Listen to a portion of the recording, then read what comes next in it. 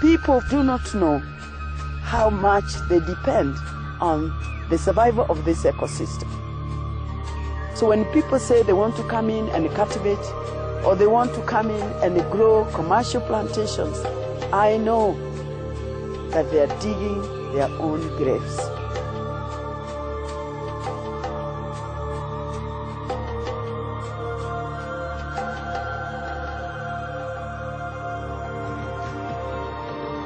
This ecosystem must remain as it is. It must be sustained, because in its survival depends our own.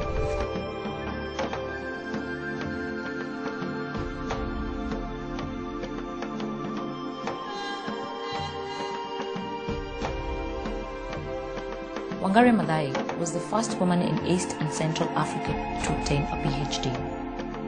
During her time at Nairobi University, she began to notice a great deal of deforestation. At the same time, women in her community were complaining about lack of firewood and water. She was not only a visionary, but a pioneer. What she was saying through her work and her life was that the two, poverty and environmental sustainability, were two sides of the same coin. Wangari quickly made the connection between the two and started women's groups planting trees. Today, because of Wangari Maathai, an environmental consciousness has taken root, and many more hectares of land are being planted with trees, forming an environmental green belt across nations and contributing to a greener, cleaner planet.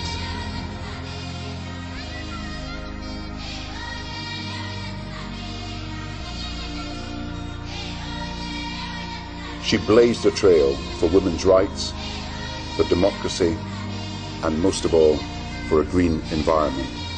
And her desire that we plant 1 billion trees has got to be taken on by all her friends so that it is achieved in the very near future.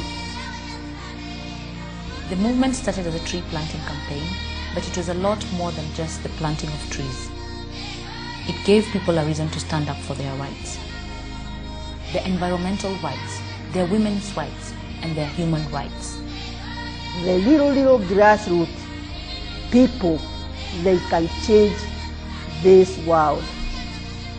Initially, the women's groups were ignored because nobody took them seriously. But soon the government realized that the women were being organized and becoming more and more powerful.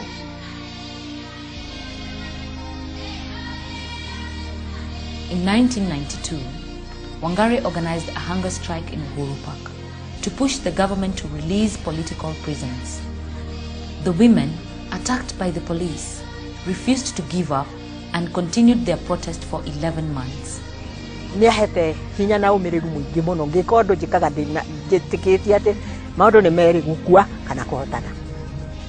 Moi's government finally conceded to their demands and released the prisoners. I'll always remember her as a tireless advocate for social justice and human rights, an exceptional leader, a woman demanding equal treatment for all.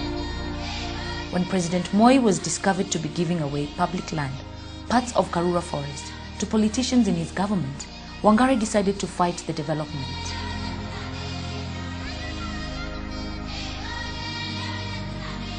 Wangari, unafraid, decided to protest peacefully through a tree planting mission. She never did anything to please. She never did anything because she wanted to be popular. She did everything she did because she always felt it was the right thing to do. That was a constant in her life.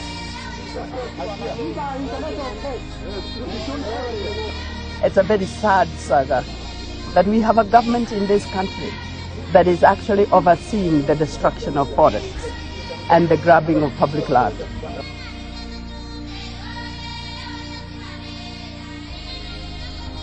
If you're going to shed blood because of our land, we will. We are used to that. Our forefathers shed blood for our land. We will do so. This is my blood. And it reminds me of the blood that Wayaki shed trying to protect Karura Forest.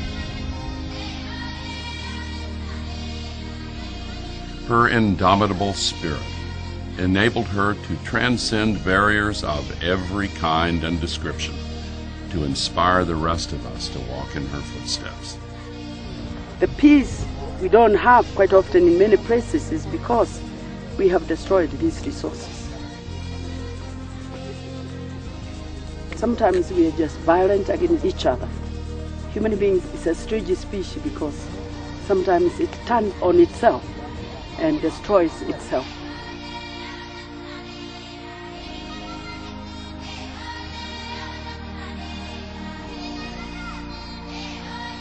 Wangari was the first African woman and the first environmentalist to be awarded the Nobel Peace Prize.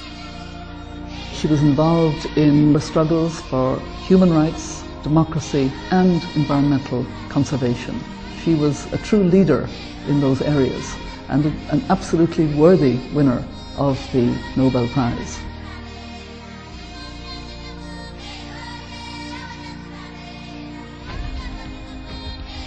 It is the people who must save the environment. It's the people who must make their leaders change. So we must stand up for what we believe in. And we cannot be intimidated.